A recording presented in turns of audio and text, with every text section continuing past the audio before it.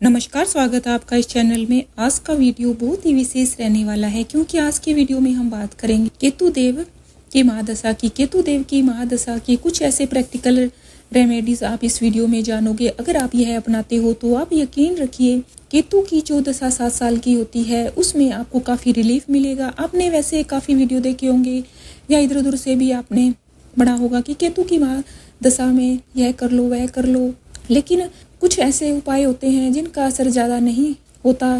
केतु की महादशा में सिर्फ वही उपाय काम करते हैं जिसका प्रभाव आपके मन पर पड़ता है, आपके शरीर पर पड़ता है। इसलिए केतु की दशा जो 7 साल की होती है इसमें व्यक्ति को काफ़ी कष्ट झेलने पड़ते हैं, काफ़ी समस्याओं का सामना करना पड़ता है।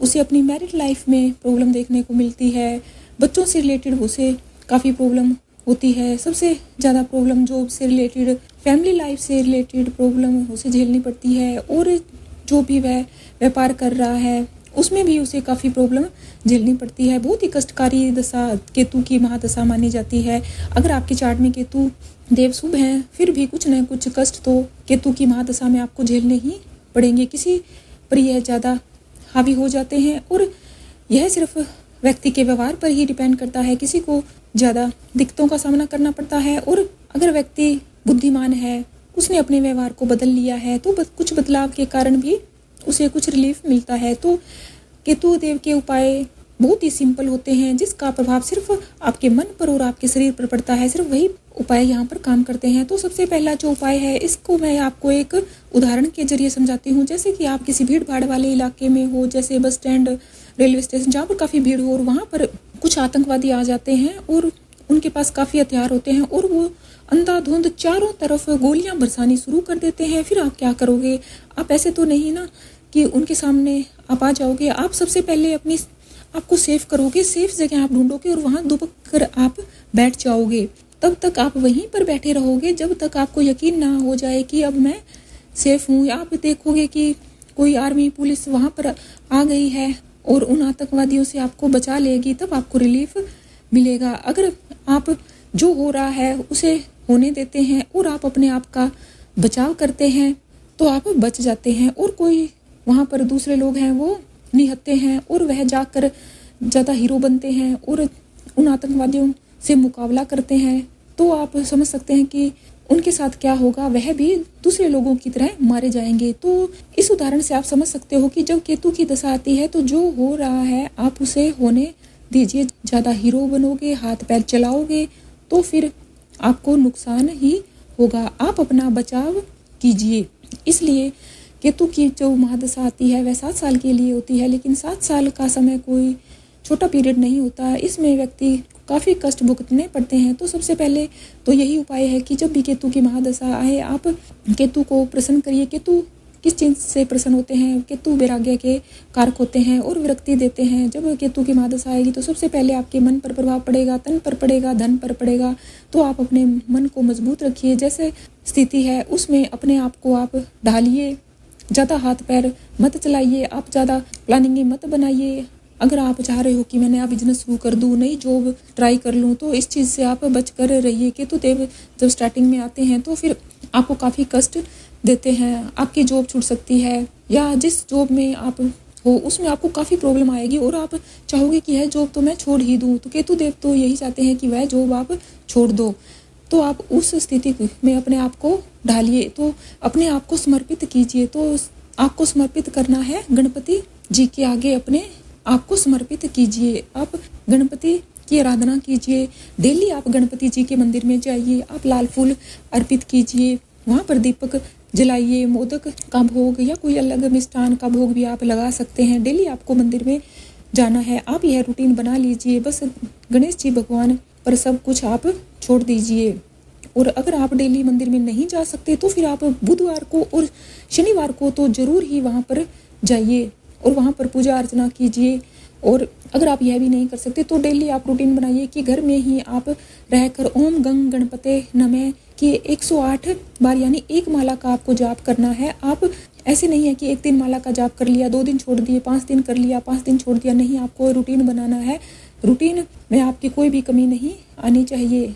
अगर आप यह करते हो तो आप यकीन मानिए आप काफ़ी दिक्कतों से आप बचे रहोगे। एक गणपति अथर्वशीर्ष का पाठ आप शुरू कर दीजिए। इसमें मात्र 10 श्लोक ही होते हैं, आपको सिर्फ 10 मिनट का ही समय लगेगा। यह शांति कवच से शुरू होता है और शांति कवच पर ही ख़त्म होता है। अगर आप इसे डेली अभ्यास करोगे तो फिर आपको 5 मिनट में या 7 मिनट में ही यह आप ख़त्म कर लोगे। तो आप रूटीन बनाइए, आप इस चीज़ को तो बिल्कुल भी नहीं छोड़ना है।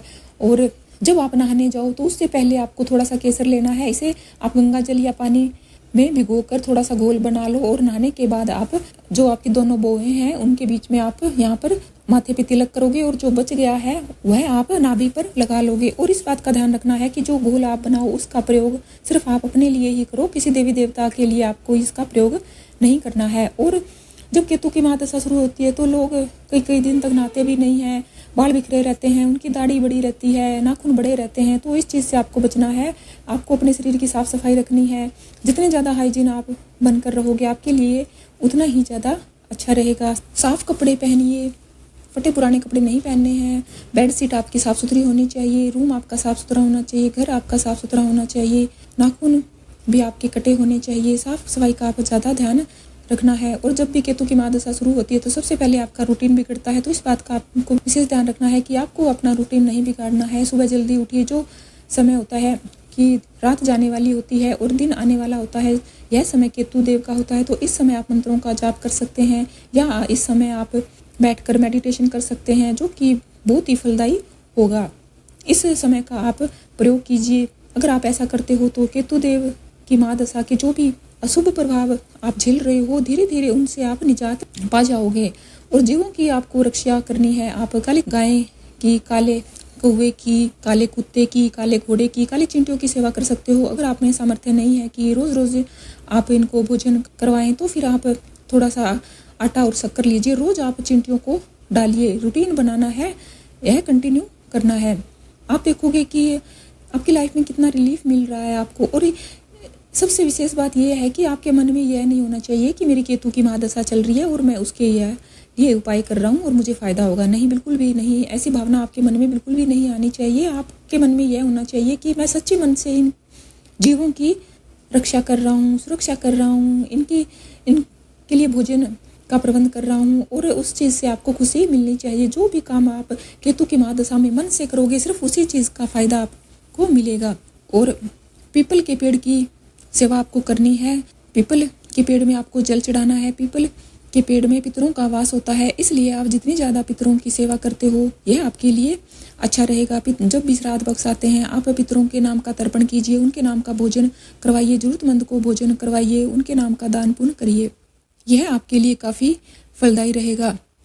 और इस बात का ध्यान रखना है कि पीपल आपको वही चुनना है जो कि मंदिर के पास हो या कोई सात्विक जगह पर हो, किसी गंदे नाले के पास या गंदे तालाब के पास या सुनसान जगह पर जो पीपल का पेड़ है उसकी पूजा आपको नहीं करनी है। आपको जो शुद्ध पीपल का पेड़ है, शुद्ध जगह पर लगा हुआ है, उसी पीपल के पेड़ की पूजा करनी है। संडे को आपको इसे नहीं छूना है। और सूर्यास्त होने के बाद पीपल के पेड़ के पास नहीं जाना। जैसे सूर्य उदय हो रहा होता है उसके बाद आप पीपल पर जल चढ़ा सकते हैं। एक लोटा लीजिए, उसमें गंगा जल डालिए और कच्चा दूध डालिए, वहाँ पर आप जल चढ़ा सकते हैं। और तेल का या आप घी का दीपक, जो आपको सुविधा लगे, आप वहाँ पर दीपक जलाकर आइए और प्रार्थना जरूर करिए। अपने जो भी बुरे कर्म किए हैं इस जन्म में, पिछले जन्म में, उनके लिए क्षमा याचना प्रार्थना जरूर करिए। केतु की महादशा में जितनी ज़्यादा आप प्रार्थनाएं करोगे, जितनी ज़्यादा क्षमा मांगोगे, यह आपके लिए ही अच्छा रहेगा। किसी के साथ वैर भाव की भावना आपको नहीं रखनी है। और सबसे इम्पोर्टेंट बात, आपको अपनी जवान कड़वी नहीं करनी है। जैसे ही केतु की महादशा शुरू होती है तो देखा जाता है कि लोग गंदा बोलना शुरू कर देते हैं।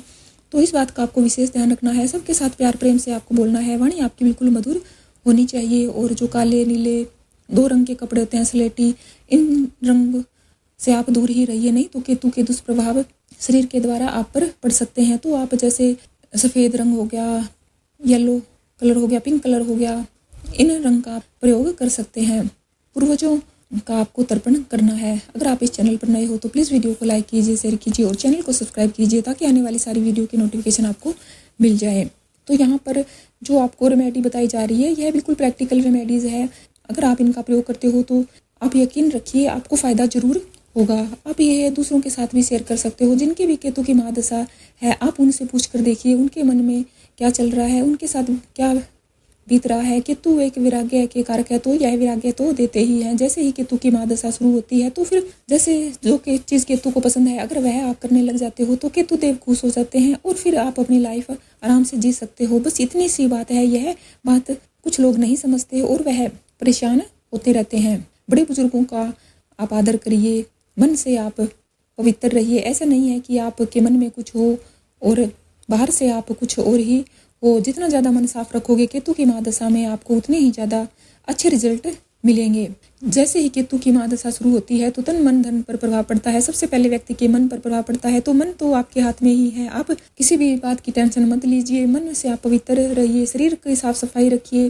जितना हो सके आप सात्विक भोजन करिए। ना मांसाहारी भोजन से जितना ज़्यादा आप दूर रहोगे शरीर आपका उतना ही पवित्र रहेगा। पवित्रता का अगर आप ध्यान रखते हो तो केतु की महादशा आपके लिए किसी चमत्कार से कम नहीं होगी और जो भी आप प्रॉब्लम झेल रही हो उससे आप बहुत ही जल्द निजात पा जाओगे। जैसे कि आपका मन स्वच्छ हो गया, पवित्र हो गया, तन स्वच्छ हो गया, पवित्र हो गया, तो फिर बात आती है धन की। अगर धन आपका आपके हाथ से जा रहा है तो कोई बात नहीं, धन फिर भी कमाया जा सकता है। आप अपने मन पर कंट्रोल रखिए, मन को साफ सुथरा रखिए और अपनी सेहत का ध्यान रखिए और ज़्यादा हाथ पैर मारने की आपको ज़रूरत नहीं है। आप शॉर्टकट से बचिए। कुछ लोग केतु की महादशा में नया बिजनेस शुरू कर देते हैं, कुछ नए आइडियाज़ पर ही काम करना शुरू कर देते हैं, इसलिए उनको नुकसान उठाना पड़ता है। वैसे अगर आपके केतु की स्थिति आपके चार्ट में पॉजिटिव है तो फिर आपको ज़्यादा नुकसान नहीं हो सकता, लेकिन आपने व्यवहार के द्वारा केतु देव को अशुभ कर रखा है तो फिर आपको प्रॉब्लम तो झेलनी ही पड़ेगी। इसलिए आप दान पुण्य करते रहिए, धर्म कर्म के कार्य करते रहिए। कहा जाता है कि जब केतु की महादशा शुरू होती है तो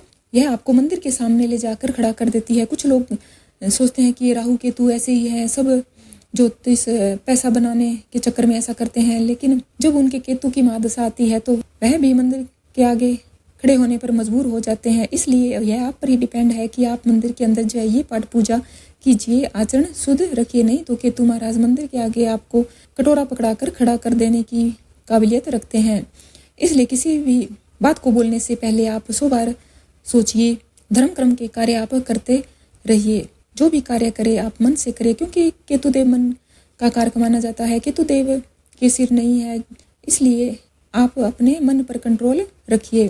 जैसे ही केतु देव की महादशा शुरू होती है तो आप मन स्वच्छ रखना शुरू कर दीजिए, तन स्वच्छ रखना शुरू कर दीजिए, धर्म कर्म के कार्य करना शुरू कर दीजिए, वाणी पर आप नियंत्रण रखिए। फिर देखना आपका कोई भी कुछ नहीं बिगाड़ पाएगा। अगर यह वीडियो आपको अच्छी लगी है तो प्लीज़ वीडियो को लाइक जरूर करें और इस चैनल के साथ जुड़े रहने के लिए आपका बहुत बहुत धन्यवाद। यह वीडियो आपको कैसी लगी प्लीज़ कमेंट बॉक्स में ज़रूर बताएं।